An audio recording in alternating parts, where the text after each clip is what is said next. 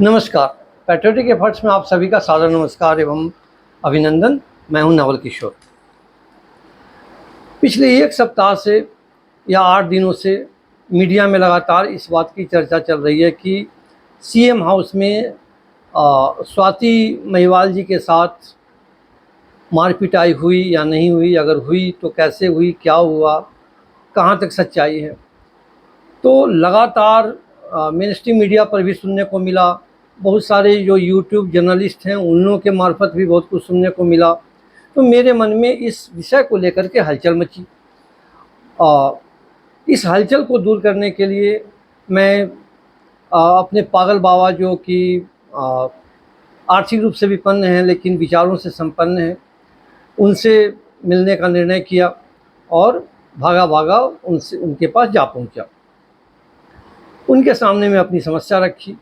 मैंने जानना चाहा कि क्या विभव कुमार ने स्वाति महिवाल जी को सचमुच में पीटा, अगर हाँ तो क्यों। इस पर पागल बाबा का कहना था कि विभव कुमार ने स्वाति महिवाल जी को पीटा, ये कहने से ज़्यादा बेहतर ये होगा कि सीएम हाउस में विभव कुमार के मार्फत स्वाति महिवाल जी को पिटवाया गया। मैंने कहा चलिए ठीक है, मैं इसी चीज़ को मान लेता हूँ। तो इस पर हमने पूछा कि बाबा, क्या सचमुच श्री विभव कुमार जी ने सुश्री स्वाति महिवाल जी को पीटा है, जैसा कि माननीय सांसद जी ने शिकायत की है। तो बाबा का उत्तर था हाँ, विभिन्न स्रोतों से जो जानकारी प्राप्त हुई है उससे यही सही लगता है। मैंने तब पूछा श्री विभव कुमार ने क्यों पीटा है स्वाति जी को, कौन से कारण रहे होंगे। तो इस पर पागल बाबा का उत्तर था कोई एक कारण नहीं है, बहुत सारे कारण हैं। कारणों का एक सिलसिला है, एक श्रृंखला है, और यह श्रृंखला शुरू होती है सुप्रीम कोर्ट से। केजरीवाल जी ने ईडी के हाथों अपनी गिरफ्तारी की वैधता को कोर्ट में चुनौती दी थी। उनके वकील थे देश के जाने माने वकील श्री अभिषेक मनु सिंघवी जी। तो राउज एवेन्यू कोर्ट और दिल्ली हाई कोर्ट में केजरीवाल जी और सिंघवी साहब हार गए। तब सिंघवी साहब अपने घर सुप्रीम कोर्ट में उस केस को ले गए, उस याचिका को ले गए जिसमें ये बताया जाना था कि जो अरविंद केजरीवाल जी की गिरफ्तारी हुई है, उनको जेल में बंद किया गया है, यह वैध है या नहीं, इसकी वैधता को चुनौती दी गई। सुप्रीम कोर्ट को अभिषेक मनु सिंघवी जी का गढ़ इसलिए कहा गया है कि सिंघवी जी प्रायः सुप्रीम कोर्ट को मैनेज कर लेते हैं।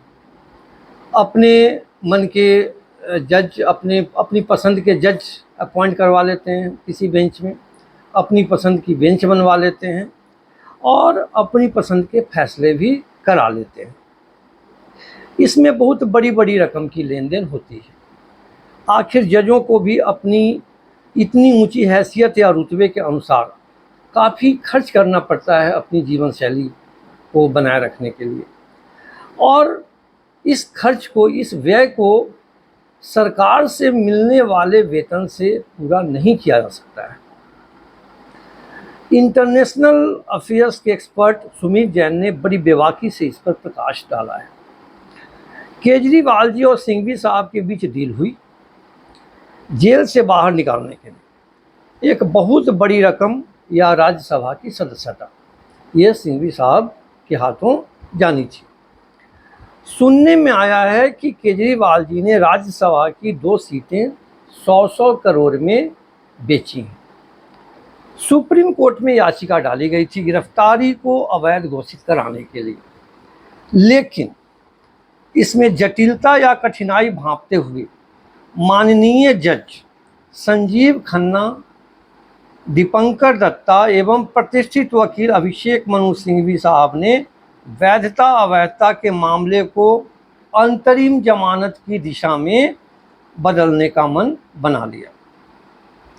3 मई को ही माननीय जजों ने इसका संकेत दे दिया था कि अरविंद केजरीवाल जी को अंतरिम जमानत दी जा सकती है, लेकिन सुनवाई का दिखावा तो करना ही था।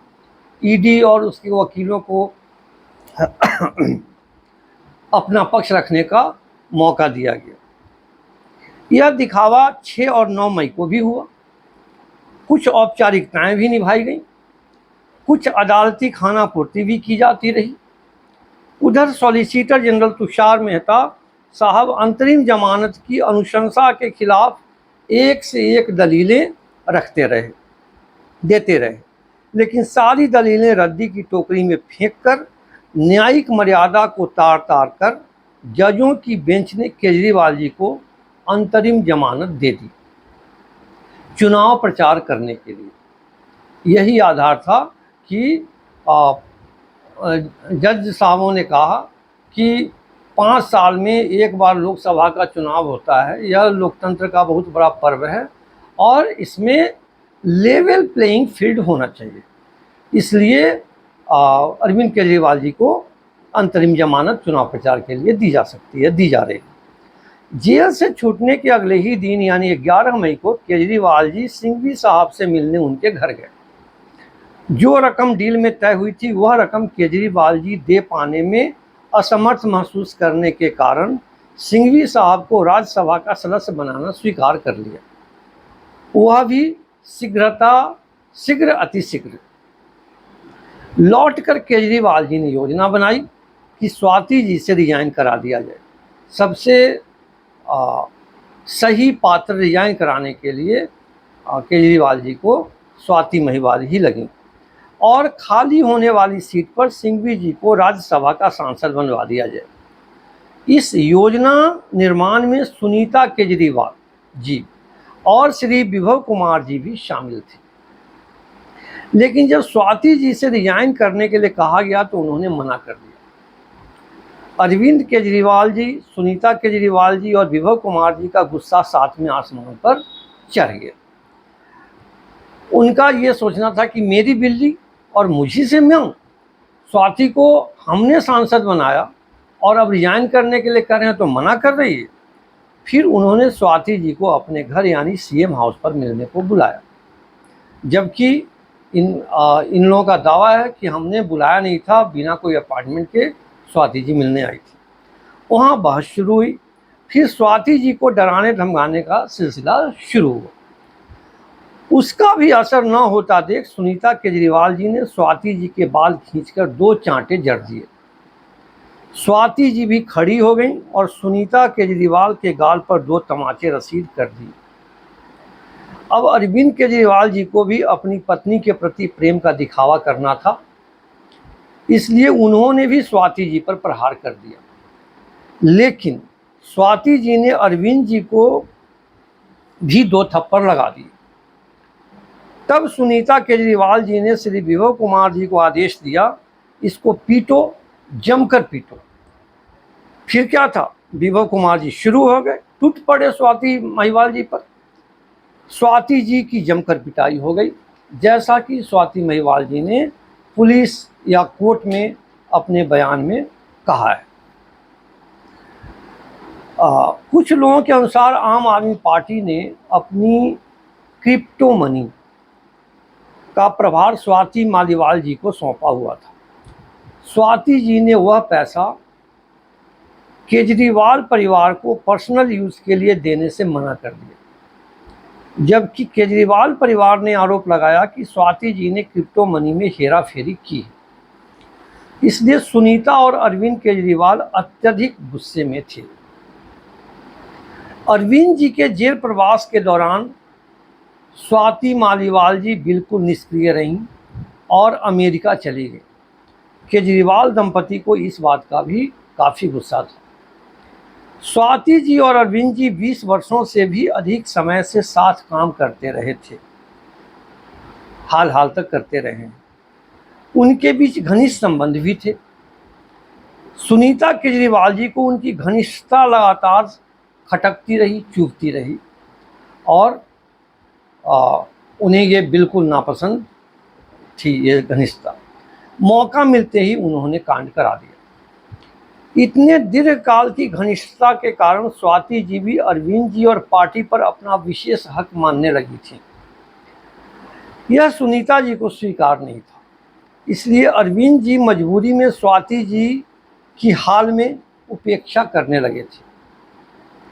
प्रतिक्रिया में स्वाति जी भी अरविंद जी की थोड़ी अवहेलना करने लगी थी। इससे अरविंद जी के ईगो को चोट पहुंच रही थी और वह उबलने लगे थे। इधर स्वाति मालीवाल जी का ईगो भी घायल हो रहा था। लगभग 50 दिनों तक जेल में रहने के कारण अरविंद केजरीवाल जी थोड़े खिन्न तो हो ही गए होंगे, ऐसा पागल बाबा का अनुमान है। 2 जून को फिर से तिहाड़ जेल में सरेंडर करना है। फिर कब छूटेंगे निश्चित नहीं। ये बात तो अरविंद केजरीवाल जी ने भी कहा है कि अगर 4 तारीख को इंडी गठबंधन की सरकार नहीं बनती है तो पता नहीं उसके बाद कब जेल से छूट पाऊंगा। इसलिए मानसिक कमजोरी, डर, घबराहट, धैर्यहीनता और असहिष्णुता से ग्रसित हो गए होंगे अरविंद केजरीवाल जी। ऐसा व्यक्ति हिंसक हो ही जाता है और किसी भी हद तक जा सकता है। तो स्वाभाविक रूप से केजरीवाल जी ने स्वाति जी पर अपना गुस्सा विभव जी के हाथों और लातों से उतरवा दिया होगा। हिंसक प्रवृत्ति अरविंद जी में बहुत पहले से रही है।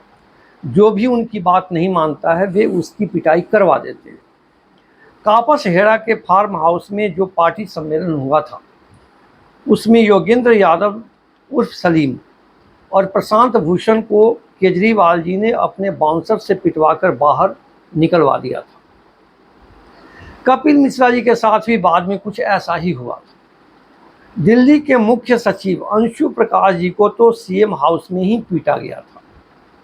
ऐसे असंख्य उदाहरण दिए जा सकते हैं और बहुत सारे मामले तो अनरिपोर्टेड रह गए। लोगों ने चुपचाप बर्दाश्त कर लिया कि पार्टी में रहना है, अपना राजनीतिक जीवन बचा कर रहना है, तो पिटाई खा करके चुपचाप रह जाते हैं। अभी स्वाति मालीवाल जी शिकार हो गई हैं। अरविंद जी ने एक बार दिल्ली विधानसभा में खुद को दिल्ली का मालिक घोषित किया था। उसका एक अर्थ यह भी है कि सभी दिल्ली वासी उनके नौकर हैं। जब वो दिल्ली के मालिक हैं तो दिल्ली वासी नौकर हैं। मालिक अपने नौकरों को दंडित करता ही है, पीटता ही है, पीटने का अधिकार रखता है।